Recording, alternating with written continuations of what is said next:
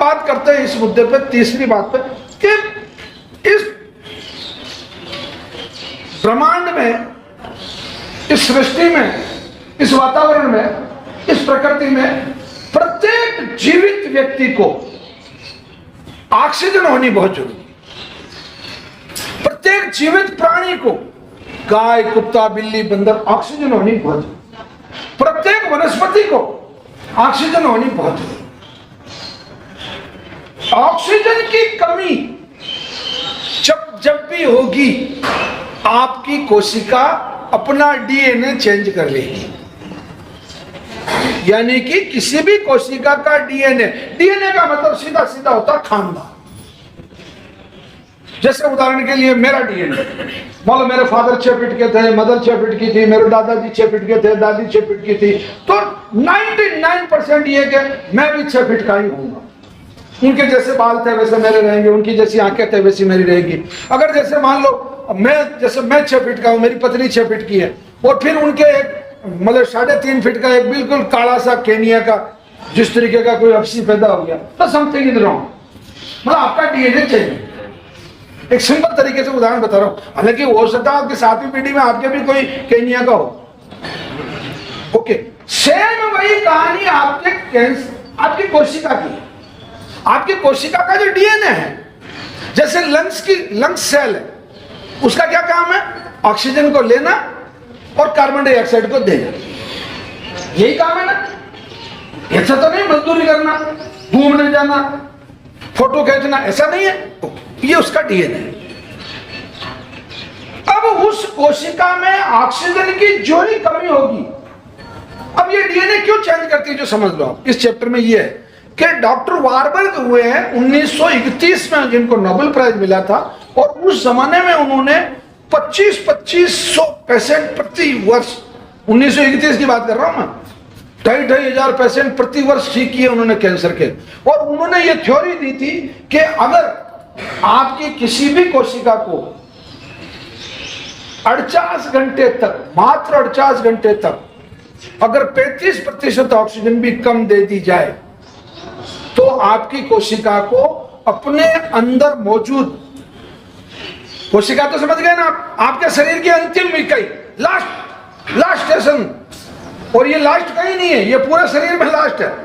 मतलब हर कोशिका आपके शरीर की अंतिम इकाई, उस कोशिका के अंदर क्या क्या है? कार्बोहाइड्रेट्स है, प्रोटीन है, मिनरल है, फैट्स है।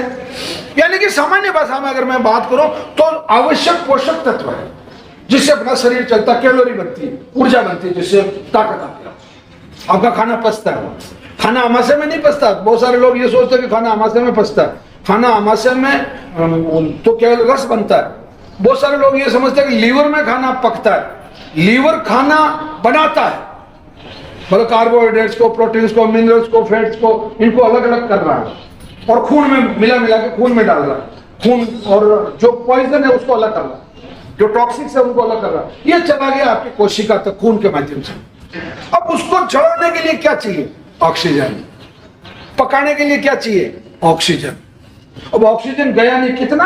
48 घंटे तक केवल 35% ऑक्सीजन अगर कम कर दिया जाए तो। और उन्होंने उस जमाने में सर्वे काम की थी, कोयले की खदानों में, ट्रेन के ड्राइवरों के साथ, जो लोग 24 घंटे चैम्बर में रहते थे, जो एसी चला के रहते थे, उनके साथ। मतलब जहां ऑक्सीजन कम, जो बड़ी बड़ी मीटिंगों में अंदर, मतलब जो डोम के अंदर बैठे हैं आप, तो कार्बन डाइऑक्साइड का तो बहुत ज्यादा सर्कुलेशन होता है वहां पर। ऐसे मतलब हजारों लोगों पर उन्होंने जो सर्वे किया, ये था कि भाई जहां भी ऑक्सीजन की डेफिशिएंसी थी, वहां उन कोशिकाओं को ऑक्सीजन नहीं मिली। और ऑक्सीजन नहीं मिलने पर उस कोशिका ने 48 घंटे तक तो इंतजार किया, और फिर उसने कहा, मैं अब मेरे इसके अंदर जितना भी प्रोटीन, कार्बोहाइड्रेट, मिनरल्स, फैट्स वगैरह है, ये इसको पचाने के लिए मेरे अंदर जो स्टार्च मौजूद है उसमें फर्मेंटेशन हो जाता है। मतलब बबल उठ जाते हैं। फर्मेंटेशन समझते हैं ना आप? जैसे आपने छाछ 5-6 दिन तक छाछ रख के भूल गए आप, हाँ, उसमें बुलबुले उठ जाते हैं। या कि आपका जो कोई भी खाना बहुत दिनों तक पड़ा हुआ लिक्विड है तो उसमें फर्मेंटेशन हो जाता है। और खास तौर से दारू पीने वाले तो सब जानते हैं फर्मेंटेशन कैसे होता है। मवड़े उड़े आपने जो गुड़ उड़ जो भी डाल के रखा उसमें फर्मेंटेशन हो जाता है, यूरिया डाल दिया, ये कर दिया। तो वो जो फर्मेंटेशन है सेल का, वो फर्मेंटेशन होते ही आपकी कोशिका अपना डीएनए चेंज कर, और डीएनए चेंज करते ही वो फिर 1 से 3, 3 से 9 और 9 से फिर ये उस सिस्टम में चलिए एक। फिर वो क्या करते डीएनए चेंज। तो उस जमाने में 1931 में डॉक्टर वारबर्ग ने यह बात समझाई लोगों को कि ऑक्सीजन की कमी से कैंसर उत्पन्न होने की जो संभावनाएं हैं वो 99% हो जाए। तो यानी कि इस बात से दूसरी चीज और सीखने को मिली, हमेशा किसी भी चीज का जो अभाव है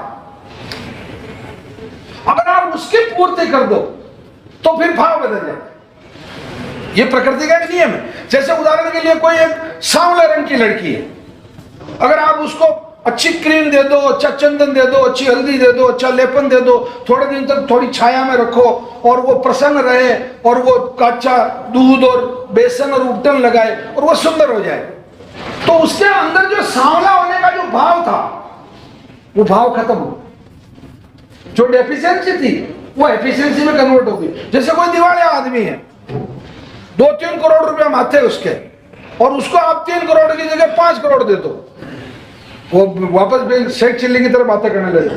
वो जो डेफिशिएंसी थी वो आपने एफिशिएंसी में कन्वर्ट कर दी। तो सेम ऑक्सीजन की जो आपकी कोशिका में कमी थी उसको पूरा करने के लिए डॉक्टर वारबर्ग ने बहुत अच्छा इलाज बताया, ओमेगा 3। ओमेगा 3 मछली से मिलता है, ओमेगा 3 अलसी से मिलता है, ओमेगा 3 देसी गाय के दूध के पनीर से मिलता है। यानी कि ओमेगा 3 अलसी जो फ्लैक्सीड जिसको बोलते हैं, अलसी का जो तेल है वो आप 10 ml सुबह 10 ml शाम को कैंसर पेशेंट को खिलाना शुरू कर दो, कैंसर तो उल्टे पांव बन जाए।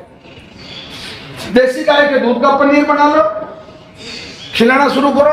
और जिन परिवारों में मछली खाई जाती हो, मैं बहुत क्लियर बात कर रहा हूं, मैं ये नहीं कह रहा हूं सब मछली खाना शुरू कर देना, जिन परिवारों में मछली खाई जाती हो उन परिवारों में मछली को स्टीम्ड करके, मतलब उसको जो जैसे आप इडली पकाते हैं, खमण पकाते हैं, ढोकला पकाते हैं, भाप से पकाते हैं ना, वैसे भाप से पका के और आप मछली देना शुरू कर दो, जबरदस्त तरीके से ओमेगा 3 मिलता है। और मछली के तेल के जो कैप्सूल आते हैं, फिश ऑयल के कैप्सूल आते हैं, वो 2 दिन के 3 कैप्सूल देना शुरू कर दो।